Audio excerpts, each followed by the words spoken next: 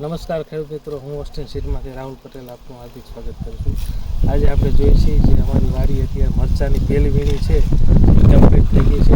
મરચાંની સુકવણી માટે મૂક્યા છે. તમે જોઈ શકો છો આ રીતે એની સુકવણી થતી હોય છે.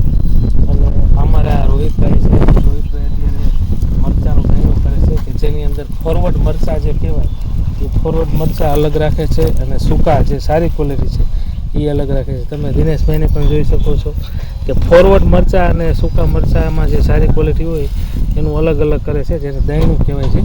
અને આ રીતે જે સુકવણી માટેના ઢગલા કરવામાં આવે છે. આ ઢગલા 7-8 દિવસ રાખવાના હોય છે, પછી એને કોળા કરવાના હોય છે. એટલે મરચાંના એકદમ સુકવણી થઈ જાય, ડાગોળા મરચાં અલગ પાડી નાખી છે અને પછી એની આ જે રહે એ પ્રમાણે અમે ભારી બાંધી છે. અને પછી એને અત્યારે બજાર ભાવ ઓછા છે એટલે અમે થોડાક દિવસ વેઇટ એન્ડ વોચ કરી અને પછી માર્કેટ યાર્ડમાં એને જવા દઈશું. અને તમને હાલો બતાવું કે જે બીજી વીણી હવે આવવાની છે એ મરચાં અત્યારે બતાવો ભાઈ રવિભાઈ. તો બીજી વીણીના મરચાં પણ ખૂબ લાલ થઈ ગયા છે અને અત્યારે ફ્લાવરિંગ સ્ટેજ ઘણું સારું છે, લાલ અને લીલા બંને છે અને નવી ફ્રૂટ પણ છે આની અંદર.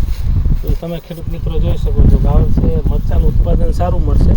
પણ જો ખેડૂતોને બજાર ભાવ સારા મળે તો ખેડૂતને 2 પૈસા વધારે મળે એવી શક્યતા છે.